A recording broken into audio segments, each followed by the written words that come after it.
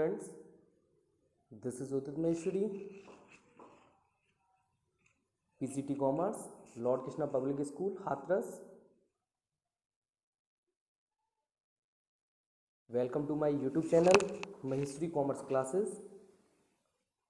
And today's topic is accounting ratios.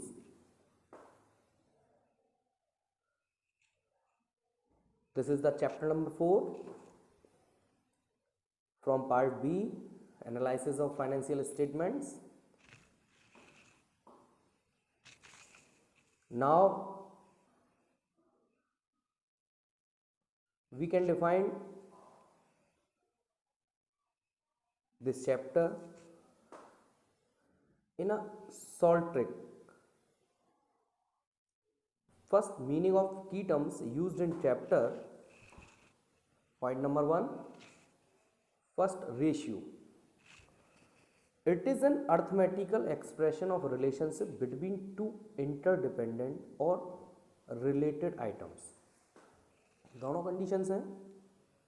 एक arithmetical expression, एक arithmetical, जैसे आप लोग जानते हैं अर्थमेटिकल मतलब एक गणितीय भाषा में हम बोल सकते हैं, एक गणित के अकॉर्डिंग एक रिलेशनशिप बतानी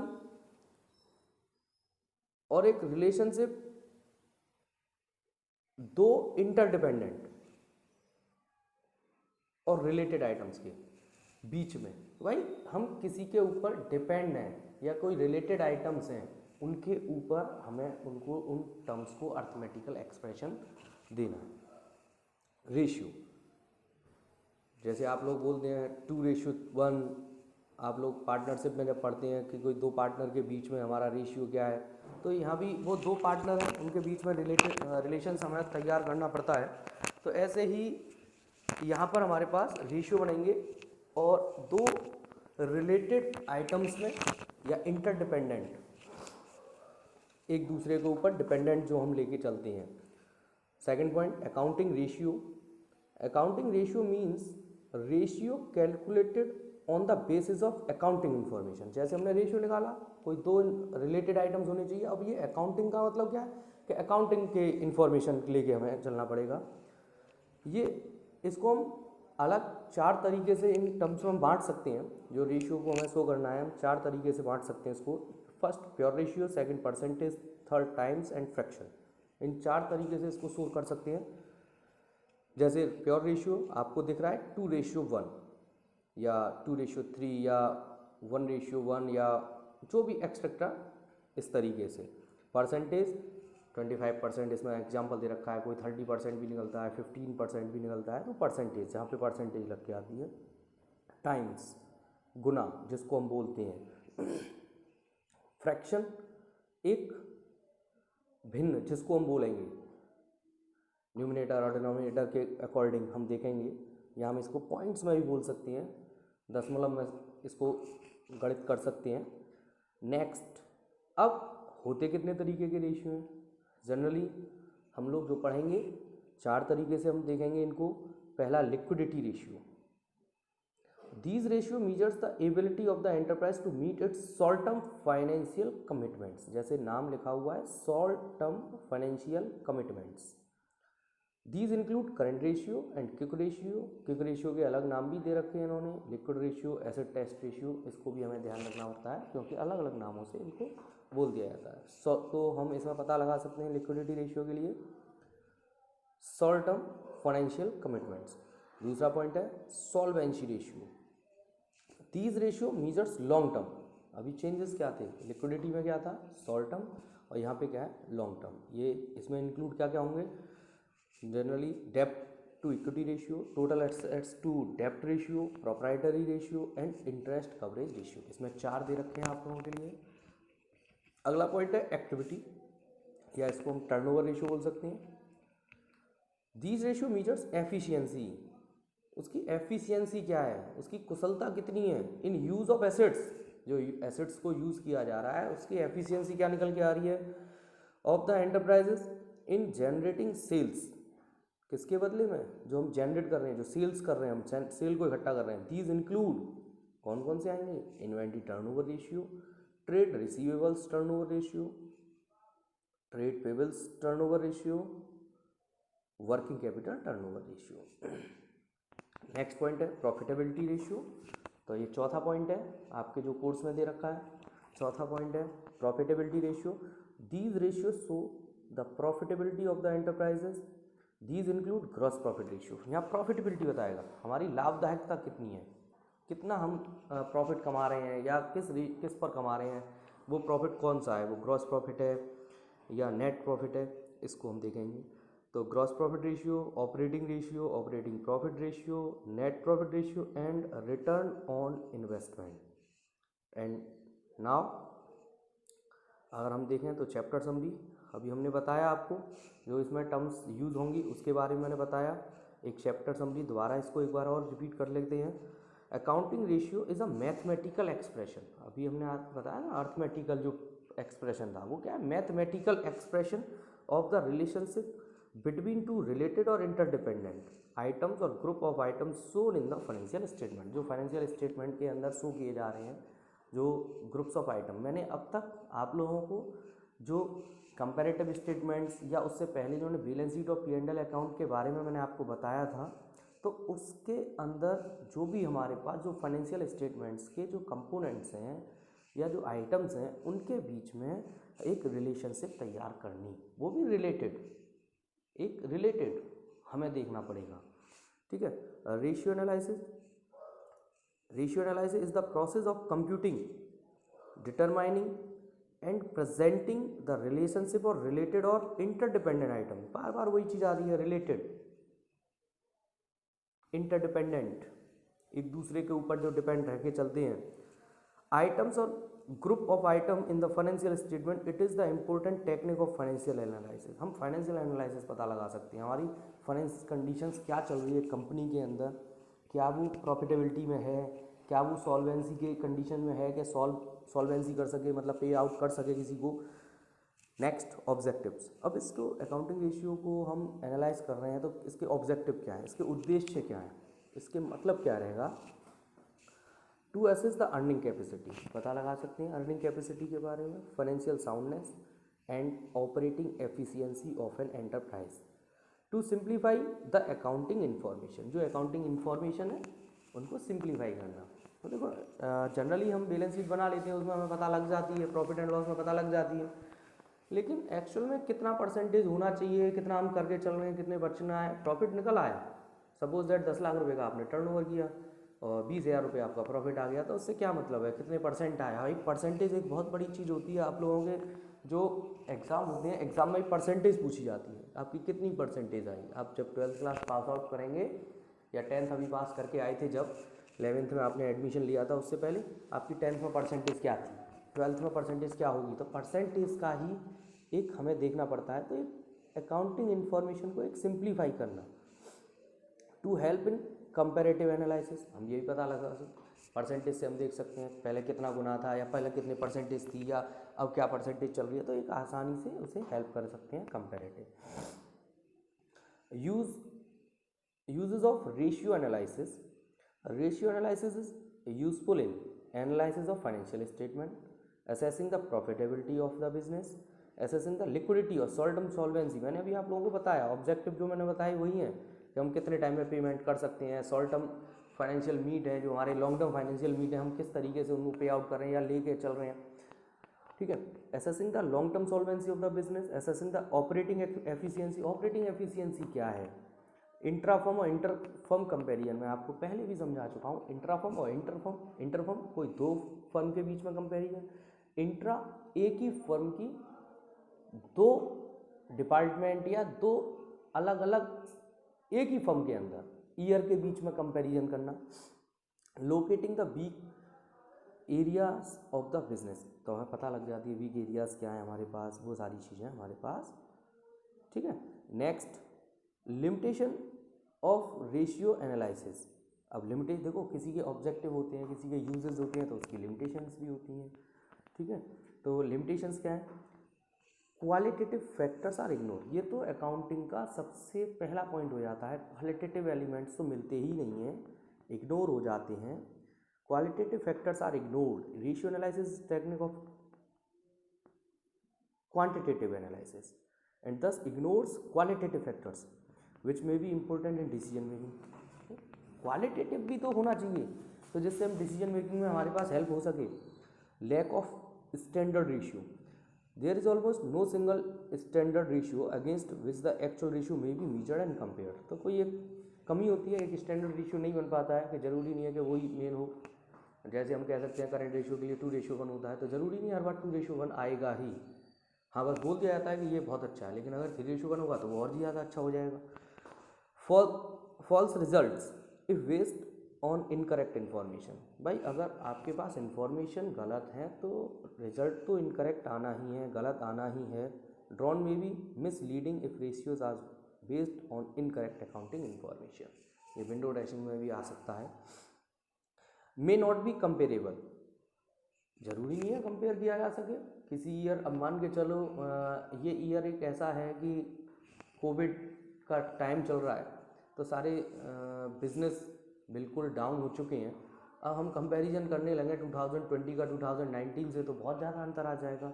तो मे not be comparable. Ratios may not be comparable if different firms follow different accounting policies. अब यहाँ पे दूसरा पॉइंट दे रखा है कि अलग अलग फर्म है, एक ने फर्म ने अलग पॉलिसी इकट्ठी कर रखी है, एक ने अलग कर रखी है. एक ने लीफो मेथड से अकाउंटेंसी में स्टॉक कैलकुलेट कर रहा है, एक कर रहा है फीफो मेथड. लीफो मेथड होता है last in first out, FIFO method होता है फर्स्ट इन फर्स्ट आउट. तो इस तरीके से कोई किसी तरीके से उसे यूज़ कर रहा है, कोई किसी तरीके से यूज़ कर रहा है. That's it.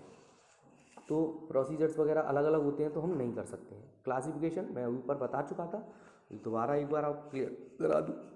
Classification of accounting ratio. Liquidity ratio पहला दे रखा है, दूसरा सॉल्वेंसी, तीसरा एक्टिविटी, चौथा प्रॉफिटेबिलिटी.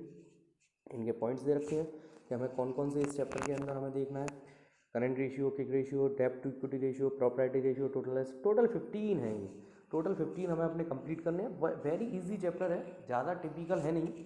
अगर टिपिकल होगा तो इसमें कुछ भी नहीं है. अगर आप लोगों ने बैलेंस शीट और प्रॉफिट एंड लॉस के बारे में अच्छे से क्लियर कर रखा है, कौन कौन सी टर्म्स हैं, कौन कौन सी करंट एसेट्स हैं, कौन कौन सी करंट लाइबिलिटीज़ हैं, तो वो सारी चीज़ें. अब शुरू होता है नेक्स्ट टॉपिक आज के लिए. जैसे ये यहाँ दे रखा है table showing summary of accounting ratios.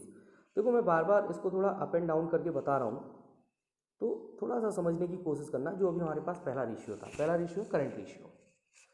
इस करंट रेशियो में करंट रेशियो का जो हमारे पास फॉर्मूला है वो क्या है, current assets upon current liability. ये आप लोगों को याद करना पड़ेगा. जनरली जब आप लोग क्वेश्चंस करते हैं तो लर्न हो जाता है, इसमें कोई ज़्यादा टिपिकल वाली बात नहीं है. This ratio show short term financial soundness of the business. Higher ratio means better capacity to meet its current obligations. The ideal current ratio is 2:1. In case it is very high, it show the idleness of funds. ठीक है, तो बहुत ज़्यादा होने पर भी इसका कोई मतलब नहीं है. नेक्स्ट प्योर रेशियो हमारे पास दे रखा है. इसका जो हम एक्सप्रेस करेंगे वो प्योर रेशियो में करेंगे. और जो करंट एसेट्स होती हैं वो कौन कौन सी होती हैं ये आपको दे रखी हैं. Current investment, inventories. इन्वेंट्रीज के साथ में लिखा हुआ है excluding stores and spares and loose tools. मतलब इन्वेंट्री में हमारे पास 6 तरीके से जुड़ा होता है. रॉ मटेरियल होता है, work in progress, stock in trade, finish goods और लूज टूल्स और स्टोर्स एंड स्पेयर्स. तो ये दोनों पॉइंट छोड़ दिए जाएंगे. इन्वेंट्री जब हम कैलकुलेट करेंगे तो ये दोनों पॉइंट्स हमारे पास छोड़ दिए जाएंगे. Trade receivables net of provision for doubtful debts. तो हमें इसे घटा दिया जाता है, प्रोविजन फॉर डाउटफुल डेब्ट्स घटा दिया जाएगा. Cash and cash equivalents and short term loans, advance and other current assets. इसी तरह करंट लाइबिलिटीज़ में क्या क्या पॉइंट्स आएंगे, short term borrowings, trade payables, other current liabilities और शॉर्ट टर्म प्रोविजंस. तो ये सारे पॉइंट्स हैं. तो इसका मतलब मैंने अभी आपको एक बताया. एक बताने के बाद अब आप लोग खुद भी इस टॉपिक को यहाँ से क्लियर कर सकते हैं. अब जैसे सेकंड पॉइंट है, इसमें लिक्विडिटी रेशियो दे रखा है. आपको क्या दे रखा है, लिक्विडिटी रेशियो. अब लिक्विडिटी रेशियो हमारे पास कंडीशंस क्या है,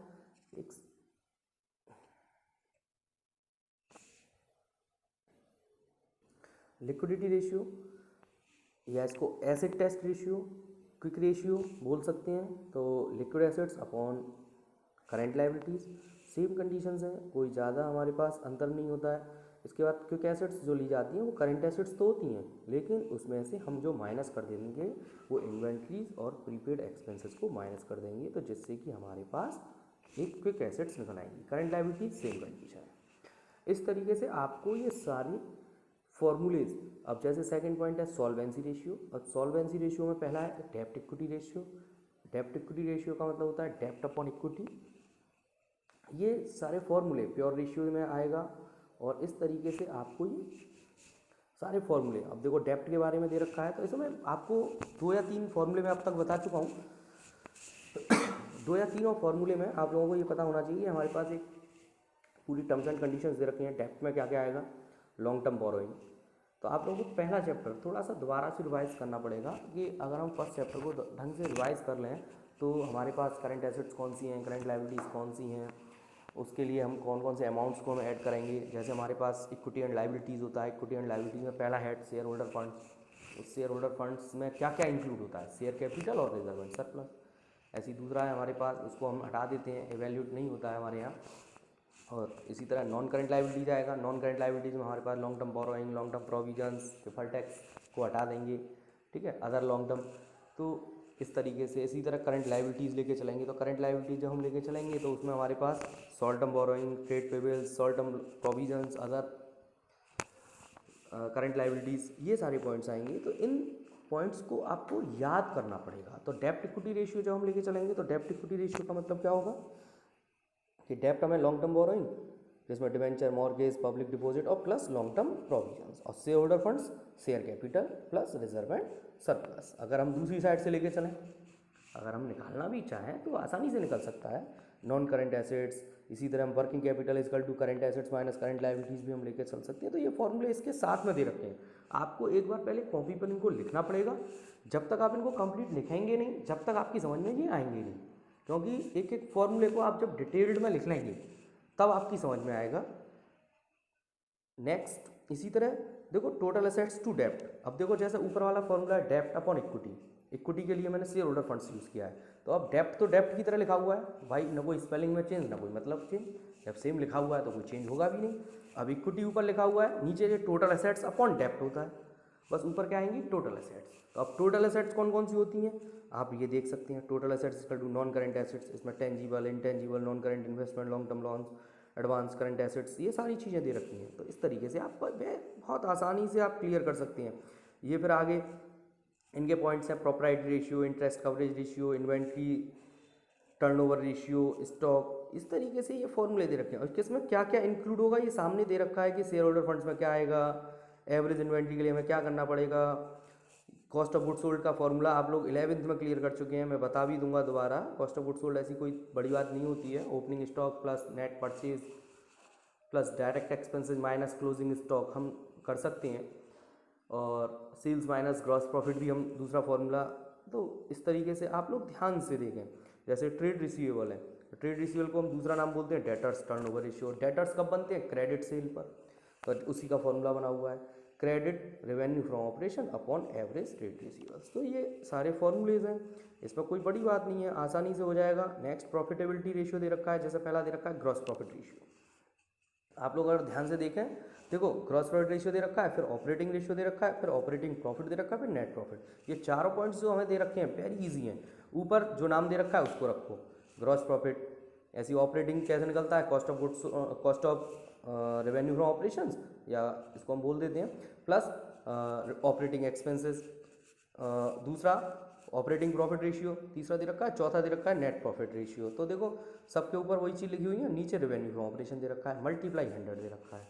इसके बाद रिटर्न ऑन इन्वेस्टमेंट, तो रिटर्न ऑन इन्वेस्टमेंट हमारे पास किस तरीके से निकलेगा, profit before interest tax and dividend upon capital employed into 100। इनकी पूरी डिटेल यहाँ पे लेते रखी है।